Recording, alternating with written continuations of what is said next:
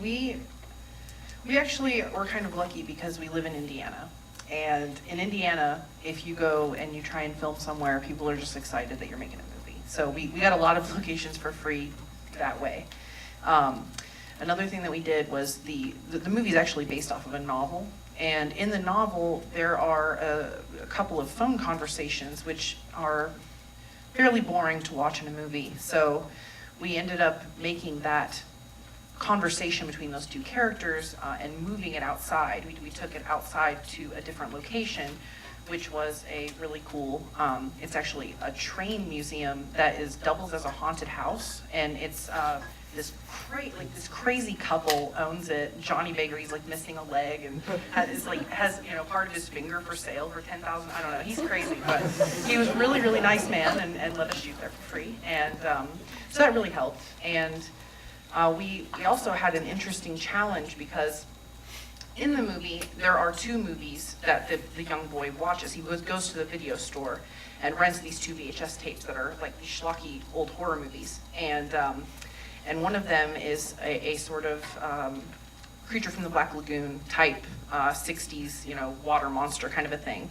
And we live there's a state park nearby where we went, and we didn't ask for any permission. We just went and did it. And then there was another place for Headless, which is another of the movies within the movie. And that is a crazy slasher, very gory, in the middle of a movie. It's right in the middle of the actual movie. And we went to this giant mill. It's called the Woolery Mill, and they cut limestone there. And it was abandoned, and they let us use it for free. All they asked was that we gave them a copy of the movie. So yeah, I think that what I've learned from this production is that as a producer, the one thing you can't be afraid of is to ask. Because if you ask, people will give you more than you think, always. And I don't know, and you guys are really lucky. You're growing up right now in a time where you have iPhones with cameras that are better quality than movies, the people made movies on 10 years ago. It's incredible. So do that, and also you're very lucky to have a festival like this right in your backyard, and you should come every year. So anyway. One of the things you can do if you don't have a lot of money is use a lot of time. Like take your time in pre-production. And so my pre-production period lasted 9 months. That wasn't all I did, because I had to eat and, feed my cat, pay the rent. But every day or every other day I was doing something on the film, either script analysis work or location scouting or, talking to crew people. And by starting early and doing slow and steady progress, I was able to accomplish a lot without needing a huge crew behind me to back me up. So I started prop shopping in May for a September shoot. There were a lot of sort of intricate props that needed to be kind of built, and so me and the DP kind of went at it and built a bunch of them. I've AD'd other people's shoots, so for better or worse, I ended up ADing my own shoot, which may not have been a good idea. And then to get production value, we just looked for very picturesque locations, like locations that would convey a lot of information, or at least have a nice, exciting backdrop. So we shot a lot of stuff.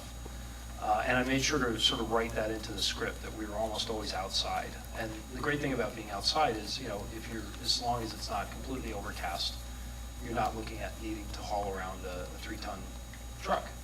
You can have a very small footprint. We also picked a camera to shoot on that's very unobtrusive. And we were shooting in some areas that were not very film friendly, like hadn't had a lot of film crews around, so we didn't want to draw a lot of attention to ourselves. So we shot on a Canon 5D Mark II. You guys familiar with that at all? So it's not that much bigger than a standard SLR camera. And we didn't trick it out with all the gadgets and stuff. So a lot of times people didn't even realize we were shooting, so we got a lot of also free background. Some of that worked against us, but by and large, we got a lot of sort of production value just by being small and picking our places wisely. I just want to say that I think trailers and films are completely different. I mean, a trailer, as much as I'd like to say, oh, it's a short film, it's advertising, it's a commercial. I mean, that's what you're doing, is you're there to advertise. So I find trailers very, very difficult as a filmmaker because, you know, I want to focus on, oh, let's make this a film, and it's not. It's a commercial, which I think they did such a good job channeling of just actually showing a commercial. But it's very similar to what the movie Eternal Sunshine did, you know, years ago. They actually, one of their first trailers was a commercial for the for the process that exists within the movie. So I mean, I think that's brilliant when you can do something like that. But yeah, I'm very, very difficult. Making trailers. I don't know, we had a couple of different ones. The first one we did was a really fast 45-second thing, and it just had a lot of, you know, shots of our main character, Marty. He's a 12-year-old boy in the movie.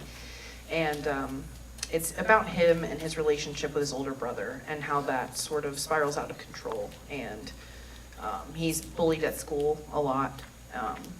And so basically, you know, it's just it's moments between him and his brother so that you know that they love each other and they're, you know, he knows his brother's got his back, sort of a thing. So, and then later we cut another trailer that had the, you know, the laurels from different film festivals that we've had. But our film at the end spirals out of control very quickly, and there are some images that would entirely ruin the whole thing if you knew what it was. So we steered clear of that entirely and just kind of, you know, let you know that bad things were going to happen, but not exactly what those were.